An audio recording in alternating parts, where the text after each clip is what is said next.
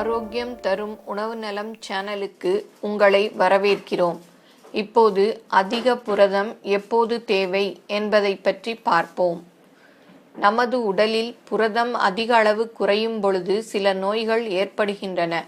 உணவில் போதிய அளவு புரதம் இருந்த போதிலும் அவை சரியாக செரிக்கப்படாமல் உறிஞ்சப்படாமல் இருந்தாலும் புரதம் அதிகமாக உள்ள உணவு தேவைப்படுகிறது.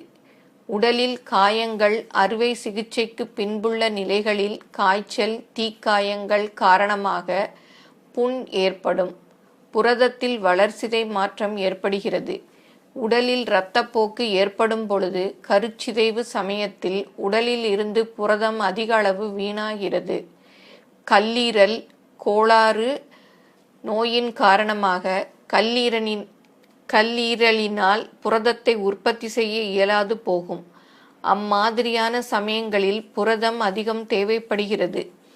சிறுநீரக கோளாறுகள், வீக்கம் காரணமாக சிறுநீர் வழியாக அதிக அளவு புரதம் வெளியேறுகிறது.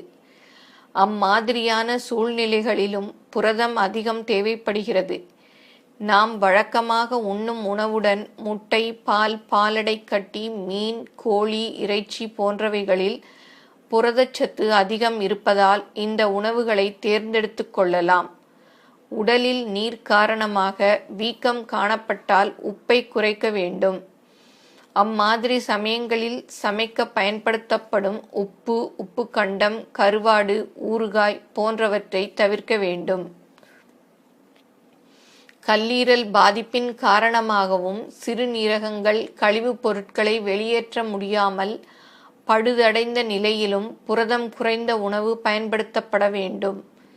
சிறுநீரகங்களினால் நைட்ரஜன் சேர்ந்த கூட்டுப் பொருட்களை வெளியேற்ற முடியாமல் உடலிலேயே தங்கிவிடுவதால் உயிருக்கு ஆபத்து ஏற்படலாம்.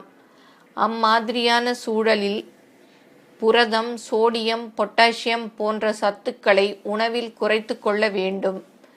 நமது உடலில் மூளை, தோல், ரோமம், தசை, எலும்பு, இரத்தம் ஒவ்வொரு பகுதிகளின் அணுவிலும் புரதம் நிறைந்துள்ளது.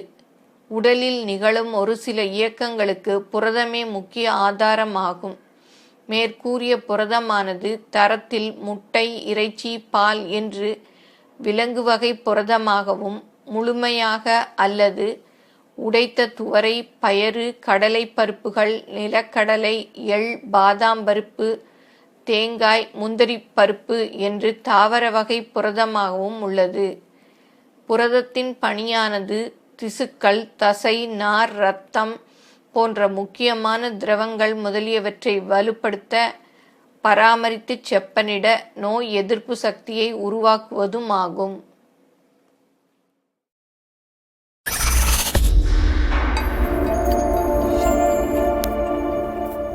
இந்த பதிவு பிடிச்சிருந்தா லைக் பண்ணுங்க. இது பிறருக்கு பயன்படணும்னா ஷேர் பண்ணுங்க. மேலும் இது போன்ற பல பயனுள்ள தகவல்களுக்கு எங்க சேனலை சப்ஸ்கிரைப் பண்ணுங்க. நன்றி, வணக்கம்.